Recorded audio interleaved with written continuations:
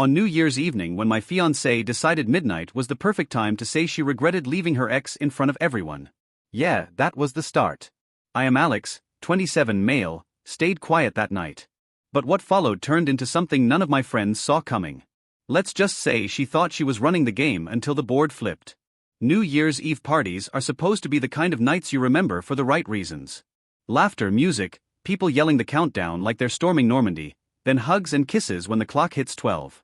That's what I thought I was signing up for when Nancy, my fiancée, 26 female, insisted we host the perfect NY bash at her apartment. We had all the decorations, stupid little hats, balloons taped to the walls, cheap countdown clock, flashing numbers too fast, the whole deal. I thought it was going to be one of those nights where everyone left happy. Turns out it was a night I'll never forget. But for the exact opposite reason, about 15 people crammed in. My brother Jack and his girl, Nancy's siblings, Ollie and Stella, a few of my college buddies, and her work friends. Everyone laughing, yelling, trying to talk over the playlist blasting in the background. Nancy was glowing in that blue dress she loved, bouncing around, making sure bowls of chips never went empty. I'll give her that. She knew how to host. Me? I was fine, just hanging by the couch, watching everyone get hyped for midnight. When the countdown started, the energy hit another level. People yelling 10, 9, 8, while shoving closer to the TV. Jack wrapped around his girl, Stella filming on her phone. Everybody ready for the cheesy kiss at 12. Nancy grabbed my arm, leaned into me like we were about to be the perfect couple moment. Midnight hit. Fireworks on the screen, people screaming Happy New Year. Couples kissing. I turned to Nancy, expecting the same. Instead, she leaned right in my ear and said, clear enough for half the room to hear, I'll never love you like I loved Casper. I froze. Thought maybe I misheard. Then she added, smiling like she was making a toast, sometimes I regret leaving him for you.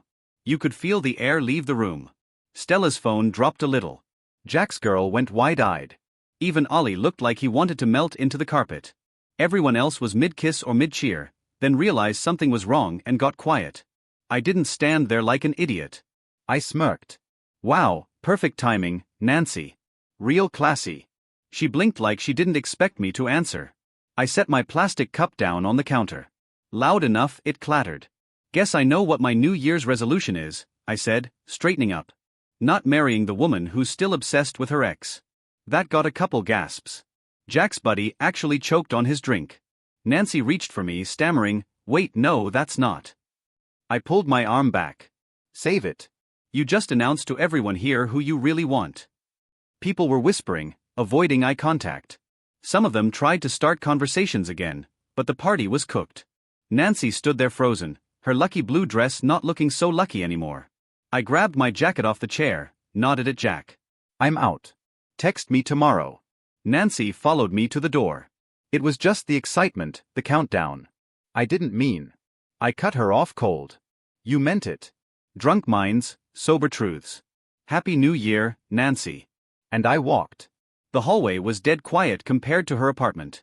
I hit the elevator button, listening to muffled voices behind the door. She followed me to the door, but didn't come into the hall. Probably too stunned I didn't fight with her in front of everyone. By the time I got outside, Jack caught up, pulling his coat on. Dude, you good? I shrugged. Better now than after the wedding. He shook his head, half laughing, half pissed. She really said that out loud. What an idiot. Yeah, I said, pulling out my phone. And the best part? Everyone heard it. I don't need to prove a thing. We walked to his car. Fireworks popped in the distance. Couples walking by holding hands. My New Year's kiss was basically my fiancée confessing she'd rather be with her ex. But I wasn't crushed. I was pissed, sure, but calm. The kind of calm that means you're already planning your next move. While other guys were stumbling home drunk, I was making mental notes. Step 1, cancel everything. Step 2, get the truth. Step 3, make sure Nancy never forgot the night she opened her mouth at midnight. So yeah, that's how my 2025 started. I was thinking, guess I'm single again. Not exactly how I planned to kick off the year, but in a twisted way, maybe it was the best gift I could have gotten. At least the mask came off in front of everyone. I went to Jack's place the morning after the party. My phone was lit up like a slot machine. 23 missed calls, 12 voicemails, more texts than I bothered scrolling through. All from Nancy, titles like, please answer. I didn't mean it. We need to talk. Yeah, right. Jack walked out of the kitchen with 2 coffees, dropped one next to me. So, what's the plan? I took a sip, scrolled my phone like I was checking the weather. Step 1, I'm calling every wedding vendor we booked. Step 2, I'm done. He gave me a look. That fast, bro? She nuked it at midnight in front of everyone. There's no maybe she didn't mean it. She basically put up a billboard saying Casper lives rent-free in her head.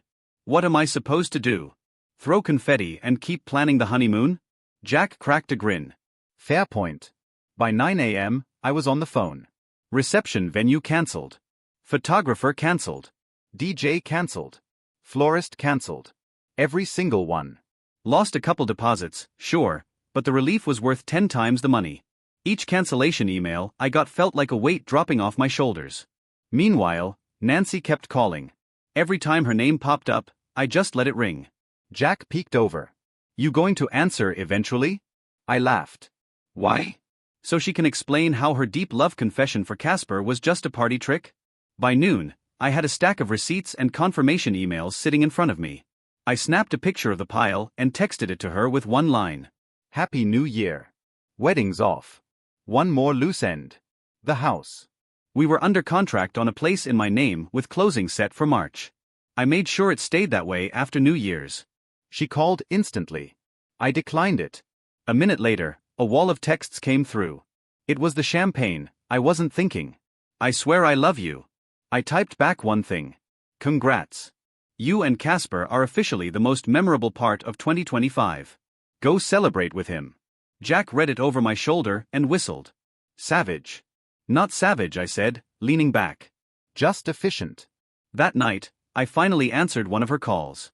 I told her straight up, I'm coming by to grab my stuff. She paused, then just said, okay. No begging, no excuses, which honestly felt off. A couple hours later, I showed up at her apartment. I'd spent enough nights there that I had clothes, shoes, and random things scattered around. My plan was simple. Get in, pack, get out. But of course, Nancy was waiting for me to yap about her BS, looking like she'd been practicing her speech in the mirror all day. As soon as I walked in with boxes, she jumped up. Please, can we talk? You're blowing this out of proportion. It was just a dumb comment. I cut her off. Nancy, dumb comments are like forgetting someone's birthday. You told an entire room you loved Casper more than me. Midnight, fireworks, first words of the year. That wasn't dumb. That was a confession. Her eyes welled up instantly. I was nervous. The party, the pressure. I didn't mean it like that. I tossed shirts into a box and shrugged. You didn't mean it, but it came out smoother than any I love you I've heard from you lately. Funny how that works. She grabbed my arm. Stop making jokes. This is serious. I pulled free. I'm dead serious. Jokes are for people who still care. I'm just pointing out the comedy in watching my fiancé self-destruct faster than the Times Square ball drop. She gasped like I slapped her. I stacked another box and headed for the door. You can't just walk away, she shouted. Sure I can. Walking away is easy when the person you're leaving already told you who they'd rather be with. She started crying harder. Big tears, shaky voice, the whole act. That used to get me. Not anymore. You know I love you, she whispered. I stopped at the door, looked back, and grinned. Nah, you loved the stability. You loved that I had the car, the savings, the ring. But him? You loved Casper, and you admitted it. Congrats. You finally told the truth. I left her standing there in the living room. Back at Jack's, I dropped my stuff and collapsed onto his couch. He poked his head in. You good? I smirked. Never better. It's like finding out your parachute has a hole before you even jump. Better now than splattered later. The next 2 weeks were comedy. Nancy tried everything. Calls from different numbers, emails full of paragraphs, even showed up at my office lobby, pretending she was just dropping by. Security had to escort her out while she yelled, I love you. Like it was a rom-com. My coworkers watched like it was free cable. Every unread message was a win. Every voicemail I deleted felt like hitting skip ad. She thought persistence was going to wear me down. All it did was prove I made the right call. Jack asked one night if I thought I was being too harsh. I shook my head. Too harsh would have been dragging her through the wedding and dumping her at the altar.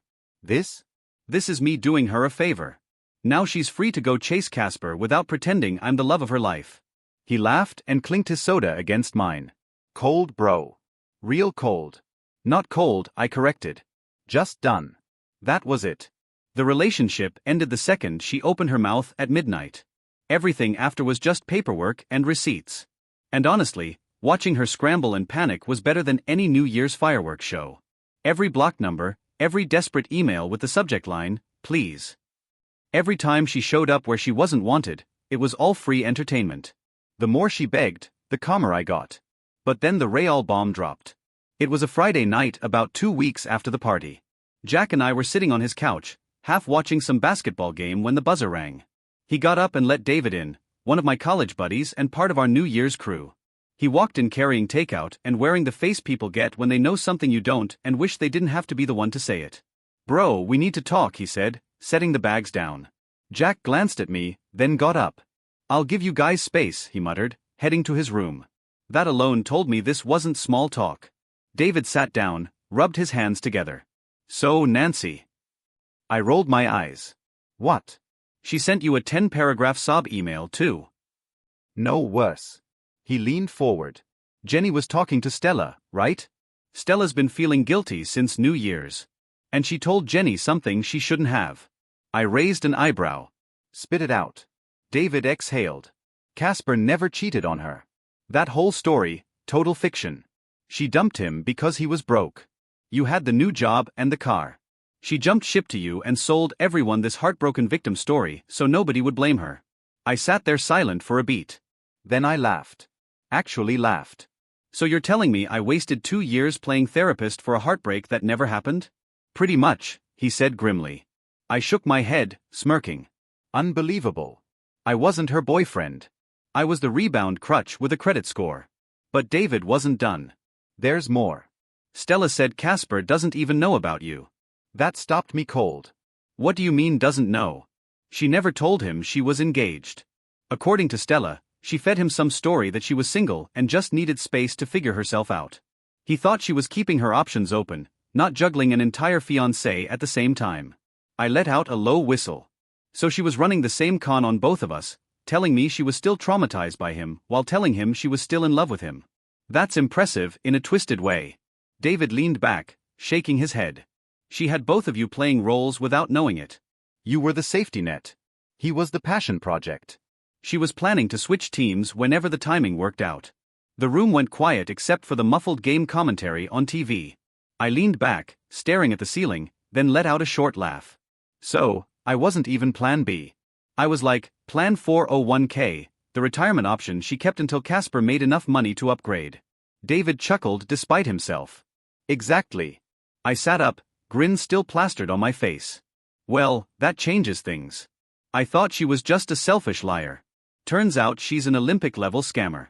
And Casper, poor guy, probably thinks he's her long-lost soulmate right now. David frowned. What are you going to do? I didn't answer right away. I walked to the kitchen, grabbed a soda, and popped it open. Took a sip, let the silence hang. Then I smirked. I'm going to find out how deep this rabbit hole goes. If she played me this hard, Casper has no idea what's coming for him. Time we compare notes. David looked half worried, half amused. Man, this is going to be ugly. Ugly for her, I corrected. That night, I couldn't sleep. Not from stress, from excitement. I kept replaying the idea that Casper had no clue about me. How she had managed to keep 2 completely different lies alive for years. And how good it was going to feel to rip the curtain down in front of both worlds at once. I wasn't sad anymore. I wasn't even angry. I was locked in. This wasn't heartbreak. This was strategy. By Monday morning, I had already decided the next step. Franklin, the private investigator I'd been considering, was going to get a call. If Nancy could lie to both of us for that long, I wanted every receipt possible.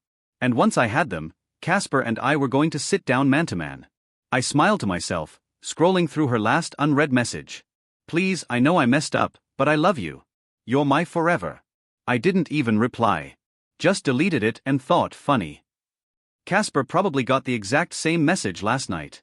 Watching Nancy scramble and panic was better than any New Year's fireworks show. But I wasn't satisfied just ignoring her. That was too easy. Someone like her doesn't stop until you slam the door shut with concrete proof. I wasn't about to give her room to twist the story later with "you misunderstood" or "you overreacted." I wanted receipts that no one could argue with. So, I called up Franklin, an ex-cop turned PI. The guy wasn't flashy. His office was a shoebox above a laundromat. But I'd heard he was ruthless when it came to digging up dirt. I handed over everything I had. Nancy's full name, her job details, Casper's info, their addresses, the Thursday late shifts that always felt off. Franklin flipped through it all, nodding like he'd seen this movie 100 times. "Give me a week," he said. 3 days later, he called. "I've got something you're going to want to see." I met him at a cafe near my office. He slid a manila folder across the table, fat enough to make me grin before I even opened it. "Good news and bad news," Franklin said, sipping black coffee like he wasn't about to nuke my engagement. "Good news, you weren't paranoid." "Bad news, she's been running a full-time operation." First page photos. Nancy walking into a hotel just outside the city. Time-stamped 6:47 p.m. 15 minutes later, Casper walking through the same doors. 2 hours later, the two of them leaving together. Different outfits, different Thursdays, same story. He flipped through 6 weeks' worth like it was a highlight reel. I actually laughed. Every other Thursday, she schedules cheating like it's a dentist appointment. Franklin didn't laugh. And that's just the beginning. Next came the messages he'd pulled from her cloud backup. Her sister Stella had told me Nancy reused the same old password everywhere, and Franklin got in with it. Old ones from before she lost her phone. Reading them was like stepping into a bad soap opera. Nancy to Casper, "You're the only one who ever really understood me." Nancy to Casper, "I just need space to figure things out. I know our time will come." Nancy to Casper, "I can't wait until it's just us again." She never mentioned me. Never hinted at a fiancé. Never dropped a word about a wedding. To Casper, she was playing the role of the tortured soulmate who just needed a little time before running back into his arms. Then Franklin pulled out another stack. Texts she'd sent me around the same exact dates. Nancy to me, "Thanks for being my rock. You're the reason I feel safe." Nancy to me, "I know I get emotional, but you're the only man I can depend on." Nancy to me, "I don't trust easily, but you've changed that for me." I shook my head, flipping back and forth between stacks like I was holding a script for 2 different plays. Unbelievable. To Casper, she's Juliet. To me, she's the damsel in distress. Same woman, 2 storylines, both pure garbage. Franklin tapped the table. She kept both ropes tight. You were her anchor. House, stability, the dependable guy. He was her dream. Passion, romance, the one that got away. She was waiting to see which one looked stronger before she made her move. I leaned back, smirking despite myself. She's basically playing The Bachelor, but with worse production quality. Franklin didn't crack a smile. I've seen people juggle, but she's good at it. Casper has no idea you exist. She sold him the single but figuring myself out line, and he bought it. That one stung more than I expected. It wasn't jealousy, just the scale of her manipulation. 2 completely different men, 2 completely different lies, and she almost pulled it off. I flipped through more evidence, screenshots of calendar reminders she'd set for herself, meeting, work at the same times the hotel photos were taken, emails to me about being swamped at the office that lined up perfectly with her check-ins at the hotel. She had this thing structured like a part-time job. And the kicker, receipts. Actual hotel receipts in her name. No shame, no caution, just bold confidence that neither Casper nor I would ever connect the dots. I closed the folder, exhaled, then chuckled. So basically, she's been running a 2-man fantasy camp. I'm the wallet with stability. He's the passion project. She's the director writing both scripts at once. Franklin shrugged. Pretty much. I gathered up the photos, texts, receipts, stuffed them back into the folder. Perfect. Franklin raised an eyebrow. Perfect? Most people aren't exactly thrilled to find this stuff out. I grinned. I'm not most people now. I don't just know she's garbage. I can prove it. And I know exactly who needs to see this first. Casper, Franklin said flatly. Casper, I echoed. Because here's the thing. Nancy built her whole scam on keeping us in separate worlds. Casper thought he was the long-lost soulmate. I thought I was the savior boyfriend who helped her heal. Neither of us knew the other even existed. But now I had the whole puzzle laid out piece by piece. She thought she could run this forever. She thought Casper would never know about me, and I'd never know about him. But she didn't plan on me digging. I left that cafe with the folder under my arm and a grin on my face. This wasn't heartbreak anymore. This was chess. And Casper was about to get his first look at the board. I called his company expecting to get brushed off. But the second I said Nancy's name, the tone changed. A pause, then hold on. Next thing I knew, I was speaking directly to him. His voice was steady, controlled, the kind of voice that usually means the person is used to being in charge. This is Casper, he said. I cut straight to it. We've never met. I was Nancy's fiancé. Silence. Thick, confused silence. Then low and sharp, fiancé? What the hell are you talking about? Fiancé? I repeated, slow and deliberate. Almost 2 years. Wedding date set, deposits paid, the whole package. And I'm guessing you had no idea. He didn't say anything for a long moment. Then, where do you want to meet? We picked a sports bar downtown. Neutral ground, public, casual, no chance of things getting messy. When I walked in, he was already there. Tall, confident, wearing a sharp button-down, expensive watch on his wrist. He looked like the type who didn't need to try hard to get attention. I got it immediately. He was everything Nancy wanted me to believe she gave up. You must be, he started as I sat down. Her ex-fiancé, I said, cutting him off, thanks to her New Year's Eve fireworks. His brow furrowed. She told me she was single. Said she wasn't ready to commit after everything I supposedly put her through. I slid the manila folder across the table. Yeah, about that. Go ahead.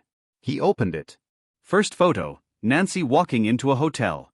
Next photo, him, 15 minutes later. His eyes narrowed as he flipped faster.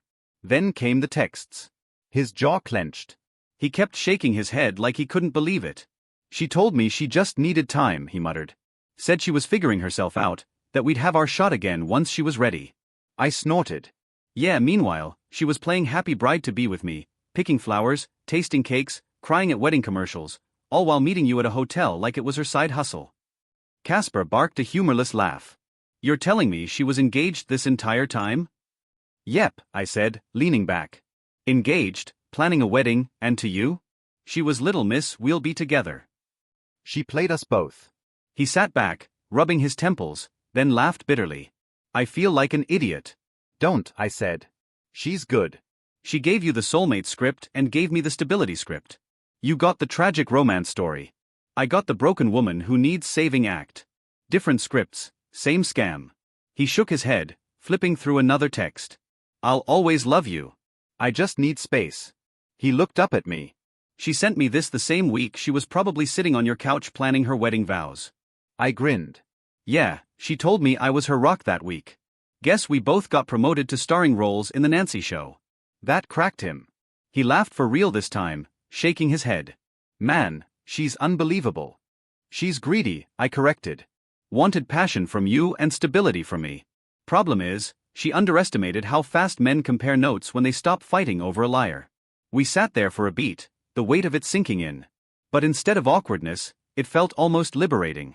Neither of us was the fool anymore. So, what's your move? Casper asked. I tapped the folder. We don't just walk away. We burn the script. Make her eat every lie in front of everyone she ever fooled. You, me, side by side. His eyes lit up, grin spreading slow. Now that's the kind of plan I can get behind. We ordered wings and swapped war stories. He told me about the time she begged him not to give up on them a week after she dragged me through engagement photos. I told him how she cried about trust issues that were supposedly his fault while sneaking off to see him. The overlap was so perfect it was almost funny. At one point, Casper pulled up a text on his phone. I can't wait until it's just us again. Date stamped 3 months ago. I pulled up mine from the same week. Thank you for being patient. I know I'm hard to love sometimes. We both laughed so hard people at the next table glanced over. Dude, Casper said between laughs, she was running 2 group projects, and neither of us got the memo. Yeah, I said, we were the unpaid interns in the Nancy Corporation. By the time we finished the wings, the bitterness had been replaced with something better, focus. We weren't enemies.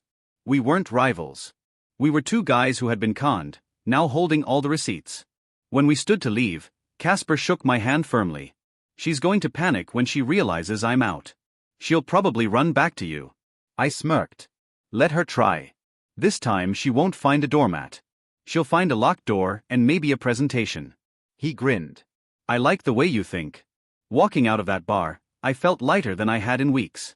This wasn't just about me anymore. This was about flipping the board on her. She thought she was the director of this play. Now she was about to become the punchline. A month after the New Year's Eve meltdown, I sent Nancy a message to hook her. Nothing flowery, nothing dramatic. Just 7 words, "We need to talk." I think I made a mistake. I knew exactly what it would do. She'd been hammering my phone, my email, even showing up at places she thought I might be. She lived for the chance to fix things. Within 5 minutes, she replied, "Of course, whenever, wherever. I love you. Thank you." Hook, line, sinker. But the meeting spot, that was my choice. I told her to meet me at Il Giardino, the Italian place where I'd proposed to her. She would take that as a sign. In her head, it meant I wanted to restart the love story where it all began. In reality, it was the courtroom. I booked the same big round table where I'd once knelt with a ring. But I didn't tell Nancy that I'd also invited a few guests. Jack and his girlfriend, David and Jenny, Ollie and Stella, the same people who had sat there frozen on New Year's Eve when she dropped Casper's name. They didn't argue when I asked them to come. Curiosity and a little taste for revenge brought them. Everyone wanted to see how this played out. The night came. Nancy showed up 15 minutes early, of course. I saw her through the glass as I walked in. Blue dress, the one she always said was lucky. She looked nervous, but also smug, like someone who thinks the ending of the movie is about to turn happy again.